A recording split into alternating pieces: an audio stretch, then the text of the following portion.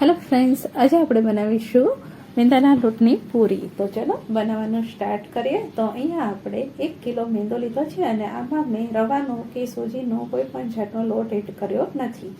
અને અહીંયા આપણે 2 થી 2.5 કપ જેટલું પાણી ગરમ કર્યું છે ઉફાળું, અને અડધો કપ આપણે મોણ દેવા માટે ઓઇલ લીધું છે, અને 1.5 ચમચી જેટલો આપણે અજમો લીધો છે.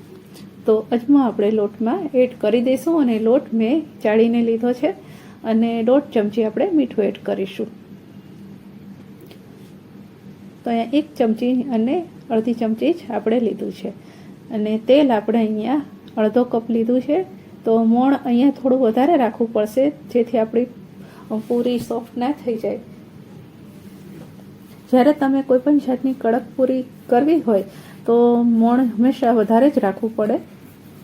અને જો તમારે ફુલાઈને કરવી હોય એકદમ દડા જેવી, તો તમારે ઓઇલ એકદમ ઓછું કરવું પડે. તમે જોઈ શકો છો આવી રીતના એકદમ ગાંઠો બને એટલે સમજવાનું કે મોણ આપણું એકદમ પરફેક્ટ છે. તો હવે આપણે એમાં ઉફાળું પાણી નાખીને લોટ બાંધી લેશું. તો થોડું થોડું પાણી કરીને આપણે સરસ મજાનો એકદમ સોફ્ટ લોટ બાંધી લીધો છે. તો હવે આપણે આના નાના નાના એકદમ પેંડા વાળી લેશું. તો પેંડા વળી ગયા છે તો આવડી સાઈડના વાળવાના, એટલે નાની સાઈડની પૂરી વળશે. તો આ વાળતા મારે 10 મિનિટ જેવું થઈ ગયું હતું. તો હવે આપણે એને એકદમ નાની સાઈડની અને પાતળી વણી લેશું.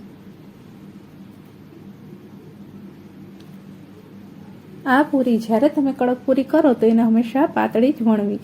તો બધી પૂરી આપણી વણાઈ ગઈ છે. તો તમે જોઈ શકો છો કે કેટલી બધી થાળીઓ ભરાઈ ગઈ છે. તો અહીંયા આપણે પેપર નથી લીધું, આમાં જ રાખ્યું છે, અને વધી મેં આ કાથરોટમાં લઈ લીધી છે. તો આ વણતા મારે ઓછામાં ઓછું 20 મિનિટ જેવું થઈ ગયું હતું. તો હવે આપણે તેલ ગરમ કરવા મૂકી દીધું છે. તો તેલ ગરમ થઈ ગયું છે આપણું. હવે આપણે પૂરીને તળી લેશું.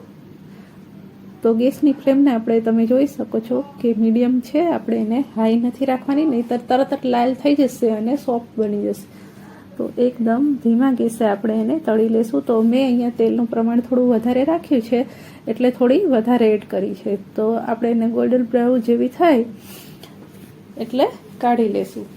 તો એક સાઈડ આપણી થોડી શેકાઈ ગઈ છે, તો આપણે એને પલટાઈ લેશું.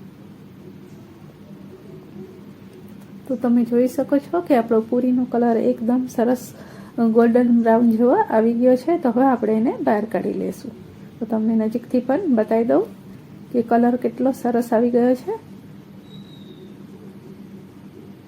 તો આવી રીતના આપણે બધી પૂરીને તળી લેશું. તો એને આપણે તગારામાં લઈ લેશું. તો એના લેવા માટે મેં એક મોટું વાસણ લઈ લીધું છે, જેથી બધી પૂરી એકમાં જ સમાઈ જાય. અને તળતા બહુ વાર નથી લાગતી, કેમ કે આપણે ઝાઝી ક્વોન્ટિટીમાં નાખી એટલે બહુ વાર લાગતી નથી. તો બધી પૂરી આપણી તળાઈ ગઈ છે. તમે જોઈ શકો છો કે એકદમ ટેસ્ટી પૂરી બનીને તૈયાર છે. હું તમને તોડીને બતાવું કે અડતાની સાથે જ ભૂક્કો થઈ જાય છે. તો તૈયાર છે આપણી એકદમ કડક મેંદાના લોટની પૂરી. તો ઘરે તમે એકવાર જરૂર ટ્રાય કરજો.